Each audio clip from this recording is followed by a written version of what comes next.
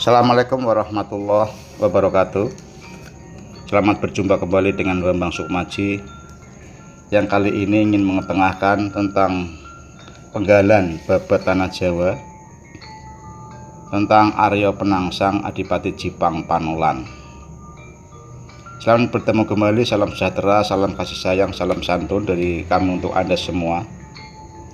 Kita awali dengan laporan harian Blora bahwa di daerah Kabupaten Blora terdapat petilasan Kadipaten Jipang Panolan, terletak di Desa Jipang, Kecamatan Cepu, Kabupaten Blora, arah tenggara dari Blora. Petilasan ini memang sengaja dilestarikan oleh Pemda Kabupaten Blora karena mengandung nilai sejarah yang tinggi dan mengandung nilai adat budaya yang juga sangat agung. Karena disitulah bersemayamnya Kerajaan Jipang. Adipati Jipang saat itu bergelar Arya Penangsang. Diberi gelar Arya Penangsang karena ayahnya yang bernama Pangeran Sedolepen telah tewas dibunuh oleh Sinuwun Prawoto di pinggir kali. Pada saat beliau gugur, beliau masih menggendong seorang orok, seorang bayi. Dan bersama dengan gugurnya sang Sedolepon ini, sang bayi pun ikut tergeletak di pinggir kali, di temangsang di semak-semak. Kemudian sang orok ini pun ditemukan oleh Sunan Kudus, kemudian diberi nama Arya Penangsang dan merupakan murid kesayangan Sunan Kudus. Kisahnya berawal dari setelah Raden Patah berhasil meruntuhkan Majapahit, berdirilah Kerajaan Demak yang disebut dengan Kerajaan Demak Bintoro. Setelah memangku jabatan tidak begitu lama sebagai Sinuwun Raja, Raden Patah wafat dan diteruskan oleh Yang Mulia Raden Patiunus yang bergelar Sinuwun Patiunus. Tapi setelah 3 tahun menjabat sebagai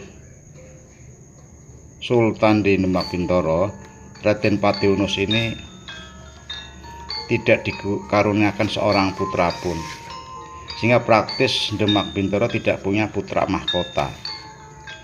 Padahal waktu itu ada putra-putranya Sultan Trenggono, putra-putranya Pangeran Sedolepen. Para keturunan daripada Raden Sinuwun Patiunus itu merasa lebih berhak karena dari Pangeran Patiunus inilah putra daripada Raden Patiunus yang tertua. Tapi keturunan Sultan Trenggono pun tidak terima, karena Sultan Trenggono adalah berasal dari garwa yang nomor 1, garwa permaisuri, sehingga lebih berhak.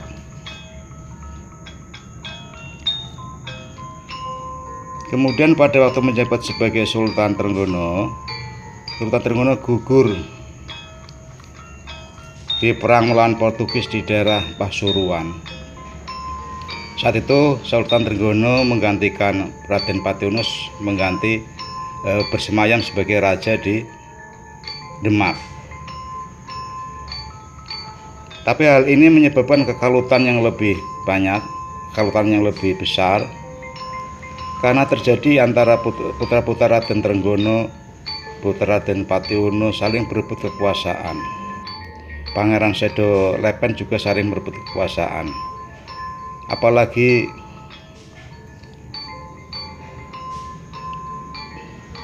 dendamnya sang Arya Penangsang setelah sedonya ayahanda karena dibunuh oleh Sinuwun Prawoto.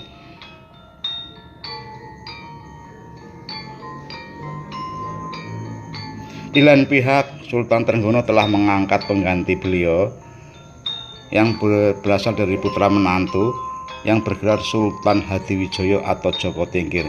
Ini menambah kegaduhan daripada ahli-ahli waris ke Keraton Demak Bintoro. Sementara itu Arya Penangsang masih dendam dan sakit hati atas tewasnya ayahanda dan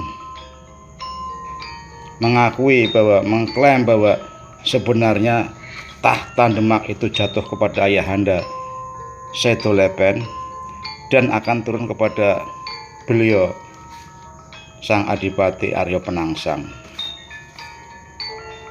Oleh itu Arya Penangsang bersumpah akan menghabisi Sinuhun Prawoto dan merebut kekuasaan dari orang-orang yang membunuh ayahanda.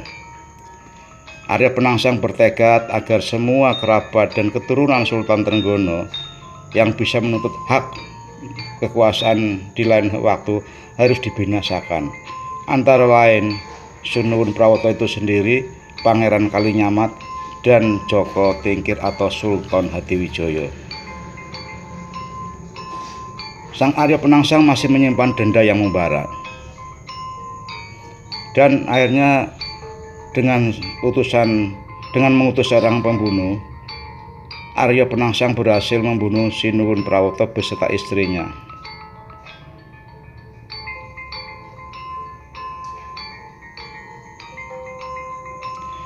Kemudian merasa bahwa kakak kandungnya telah dibunuh, Ratu Kalinyamat pun dendam membara dengan Adipati Arya Penangsang. Kemudian dia meminta tolong kepada Sultan Hadiwijaya atau Joko Tingkir untuk menghabisi Arya Penangsang. Karena merasa bahwa Arya Penangsang masih saudaranya dengan Sultan Hadiwijaya, merupakan kakaknya, maka Sultan Hadiwijaya pun tidak turun tangan langsung untuk membunuh Arya Penangsang.